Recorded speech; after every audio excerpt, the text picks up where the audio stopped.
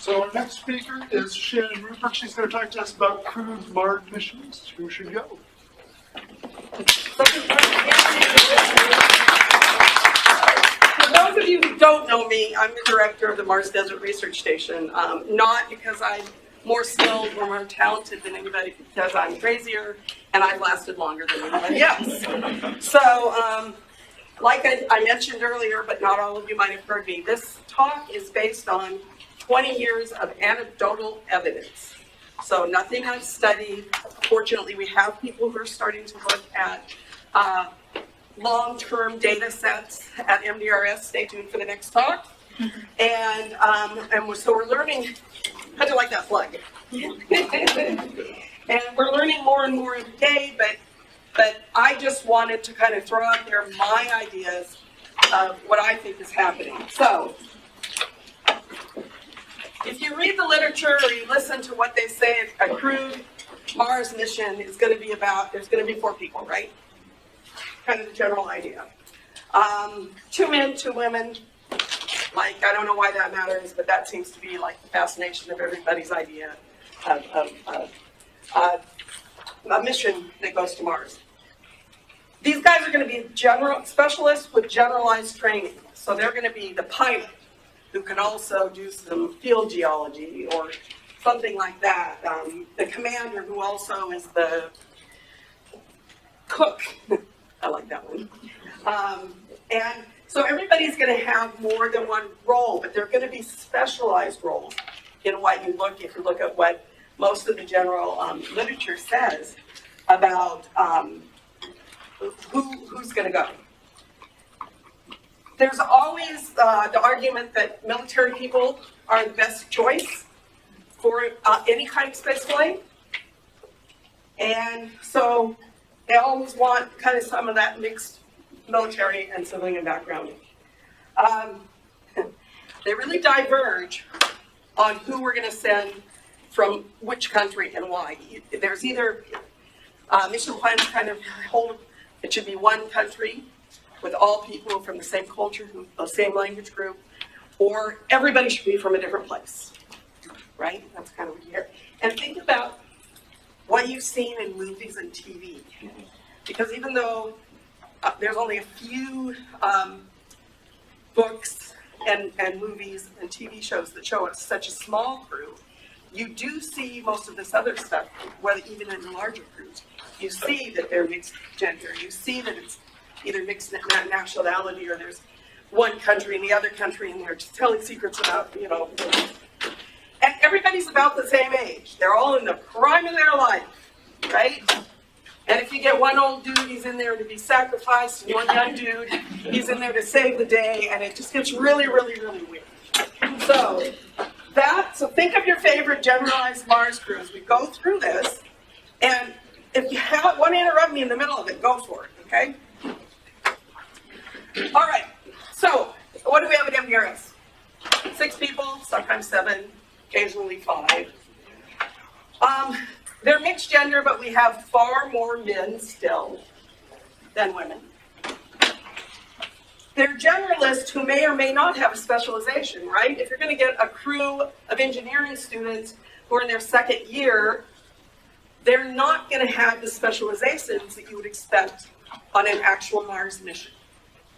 So you have, they know a little bit about a lot of things, and maybe they have enough knowledge to do the experiment they've come to do, but they're not specialists by any means.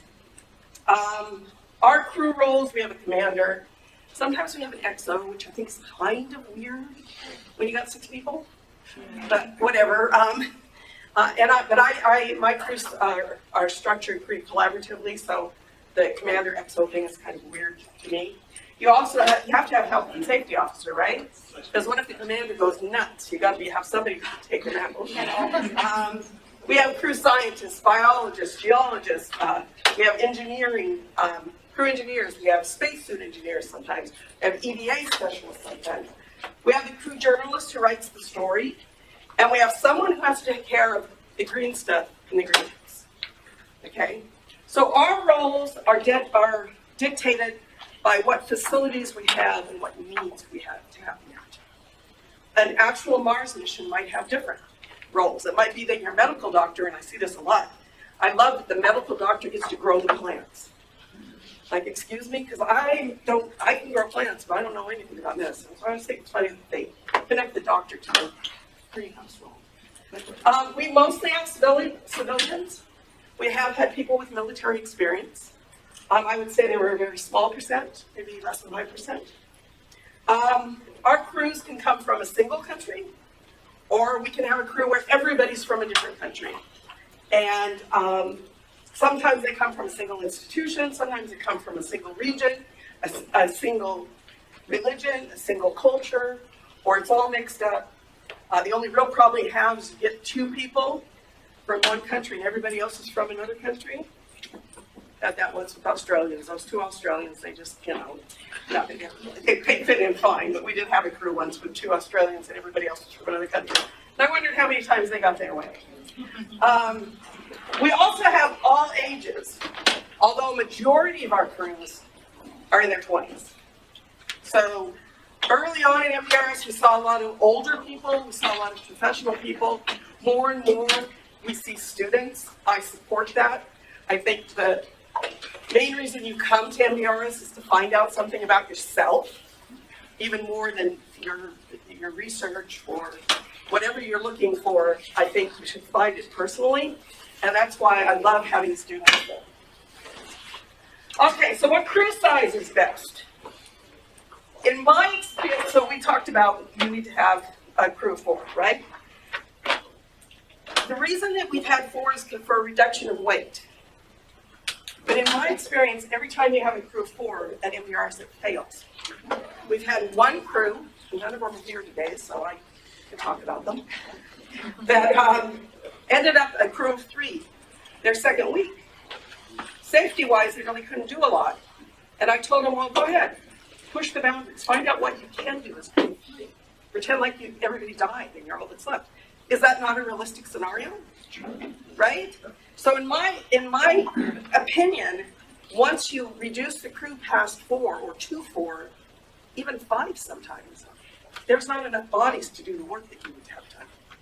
And so I'm not sure that trade-off of taking the weight of excess people to other people and to other people's provisions is worth the risk of losing even one person out of 4 and then not being able to complete the mission because you're just too short-handed. Let's see, so I basically covered this, right? Yep. I think the crew needs to be 6. 7 works really, really well. 5, I've been on a crew of 5, it was stretching it, and 4 just, with rare exceptions, will fail. Okay, so what gender should these folks be? Anybody have any ideas? It's one of the most talked about areas of research is gender in space missions, right? Today we had our first, after what, 200 plus spacewalks, first all-female spacewalk, right? Yay. And as great as that is, should we really be celebrating it? Shouldn't it have happened a long time ago? Yes. And of those 200 missions, only 43 had a woman on it. So less than 25% of prior missions to today even had a woman. So while it's cool, we still got a long way to go. Can you tell where my bias is on this one? Okay. So I do think that mixed genders are a way to go. I've been on all-women crews. I loved it. Until a man came around and then got weird. Talk to me later if you wanted the details. Anastasia's first crew, she was the only woman on her crew. And she really enjoyed it. And when we did the Mars 160, I told her, you're getting another girl. You're going to have another woman on that crew with you. And she didn't really want one. But you had to admit it worked out okay, right? Yeah. There you go. Yeah. We're best friends. I think you need to have someone of your own gender because, and whether you're male or female, because you're going to relate on levels that the other gender can't necessarily. I mean, I know I can't. I couldn't commiserate with guys' issues, probably. So I think it's really not as much of an interesting question as it's the amount of research that's been given, except where when you look at jobs done and how often women are not allowed to do certain jobs because there's a bias there that they can't do them. Even in MDRS, Robert will probably hate me for saying this, but at first he did not want women commanders. And I just really, really pushed. I thought, why can't a woman be commander? So anyhow, that's that. Okay, so who needs what experience? Oh my God, I have no idea. I did this for a trip I was supposed to take to Colombia. Didn't happen, and so I added more stuff. And I forgot that I had so much stuff written on these so that they could give the talk. So Mars astronauts need to be able to do several things very well and a lot of things kind of, right? That's why you talk about training for years, so that you're cross-training and you understand what somebody else's job is. Because what if somebody's job is to water the crops and they're sick one day? The crops aren't going to go, hey, you're sick, we'll take a day off and get us water tomorrow. And that's your lifeline, right? So everybody needs to be cross-trained so that they can back up everybody else's areas of expertise. Think about that, despite the fact that we all say that we have all these. I love it how we no longer introduce ourselves as just biologists. We're biologists and this and that, and I also make great chocolate chip cookies, And while that's true, I think we aspire to that, but not many of us can actually pull off that many things. I think, though, that with enough training, you can. I can now do things like with the generator that I had no idea I could do anything besides just turn it off and on. So yeah, all crew members need to be able to do the generalized roles as well. Guess what job nobody wants to pay any attention to in MDRS? The dishes. The dishes. What else? The toilet. The latrine. The toilet. Nobody wants to clean the toilet. Everybody's got to be, and some of them don't know how to clean the toilet. So there you have it. Redundancy is the key. That's the idea that if you lost a crew member, you wouldn't lose your ability to function. All right? So, I'm not saying that it's so regimented that, I always do this, and then if something happens to you, I can take over. It means what happens if somebody just wants a mental health day? Somebody else should be like, hey, yeah, I can do your stuff, right?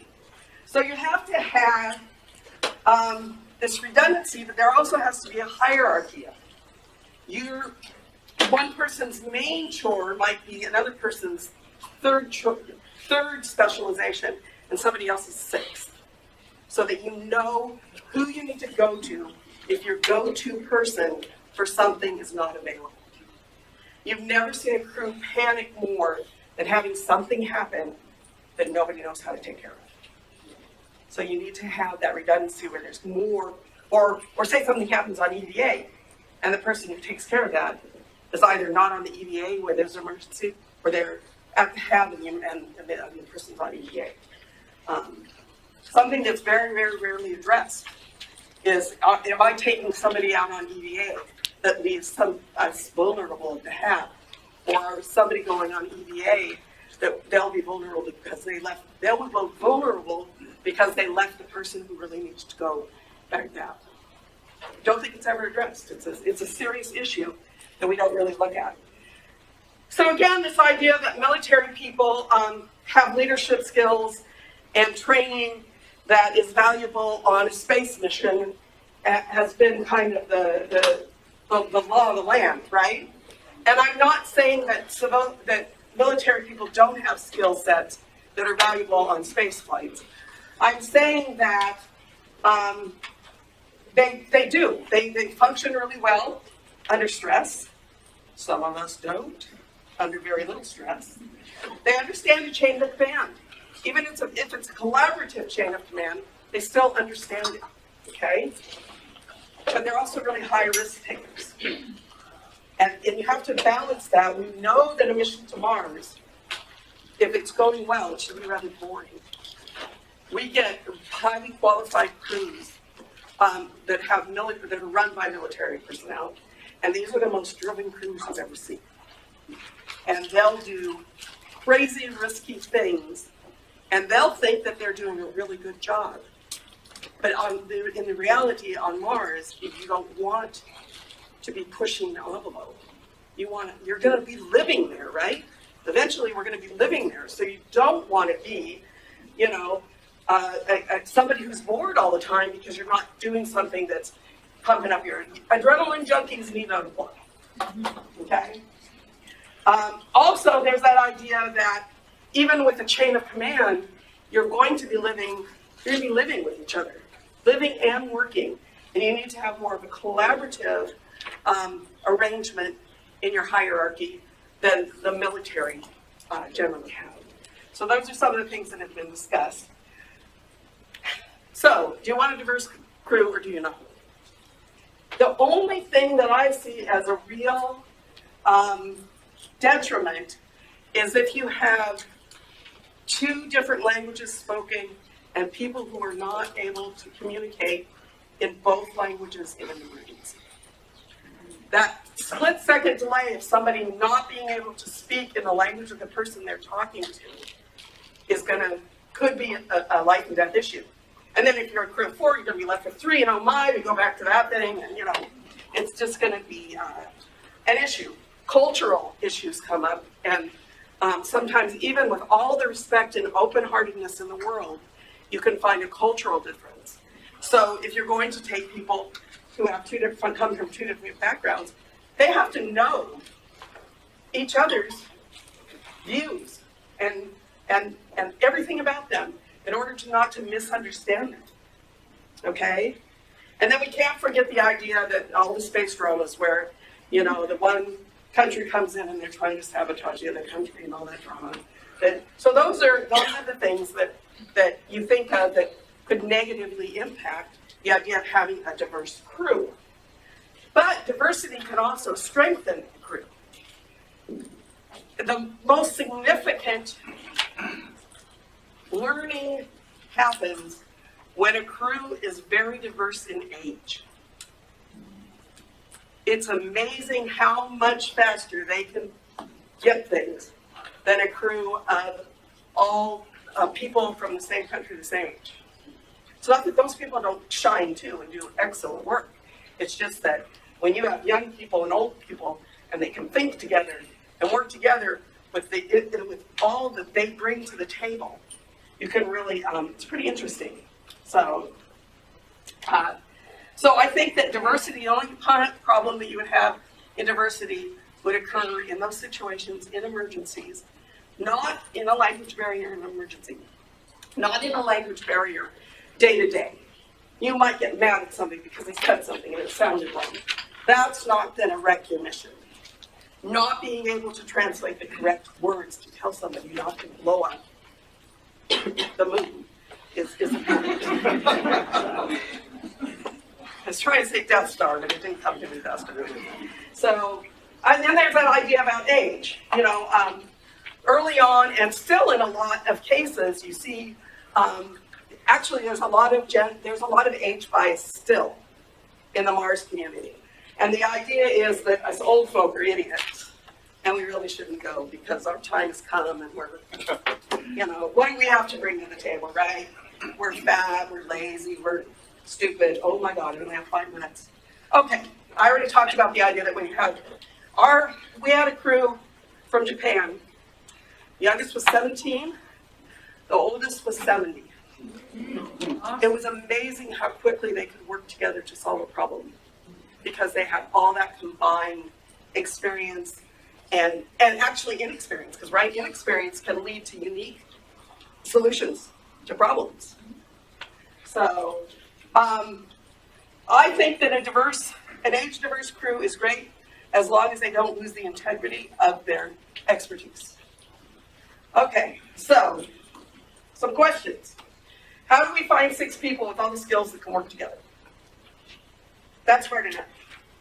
What are the most important factors in selecting a crew that will get along? These are all questions we were going to discuss, but I only have an hour. So I think those are questions that need to come up. The one thing I have learned is no matter how these crews train, no matter how well you think you put them together, the person who saves the day is going to be the last person you think will save the day. It's always that way.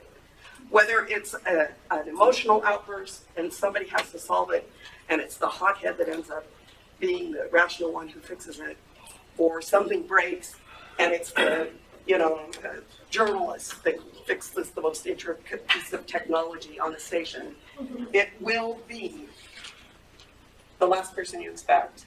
And so training together helps with that.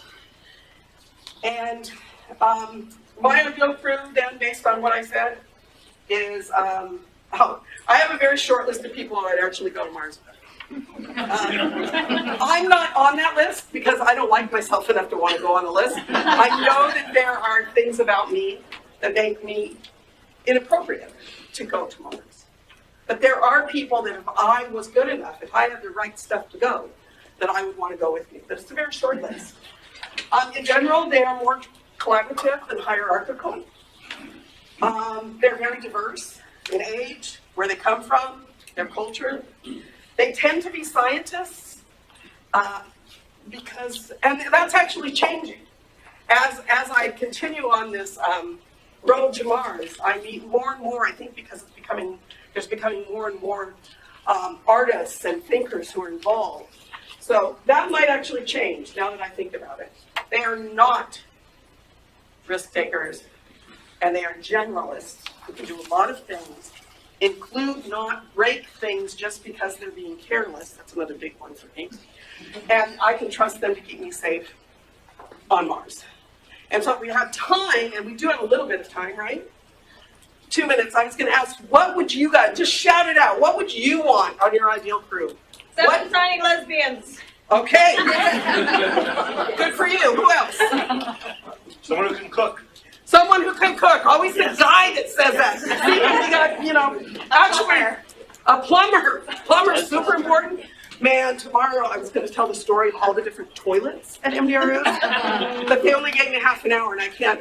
My 20 years on Mars just couldn't smash into a half an hour. And a plumber is very important. Cook, we have Mark Watney. I tried that when The Martian came out, and they wouldn't let him come. They were so mad. But they said, we'll give you a lot of money. And I said, okay.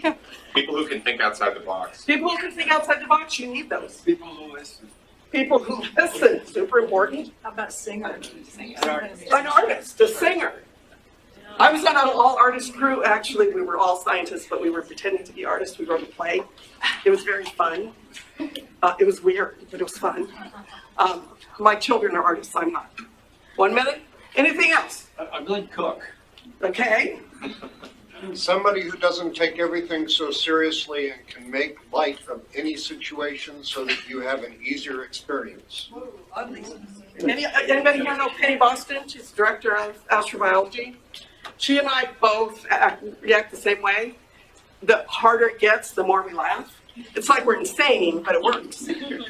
Wouldn't you need, though, for the very first crew going to Mars, if you're going to try to set up a habitat, wouldn't you need actually like contractors? You need like a general contractor, somebody who can actually build something, like an electrician, a plumber, instead of scientists, people who can put stuff together and have experience. That's why I say generals. By generalists, I mean you might have a scientist, but by God, that person's going to be able to fix any kind of electrical issue or plumbing issues. You need those people, yes. Shannon, can you reduce the size of the crew to save money with more automation? Ooh, well, waves. I already jumped outside my my area of expertise. I maybe shouldn't have. Yeah, I think you can, but I don't think you can replace the human issue in a crisis when your crew's reduced. So, I mean, even Mark Watney, crew of one, he kind of went a little woohoo there at the end, didn't he? So, but anyhow, thank you all very much.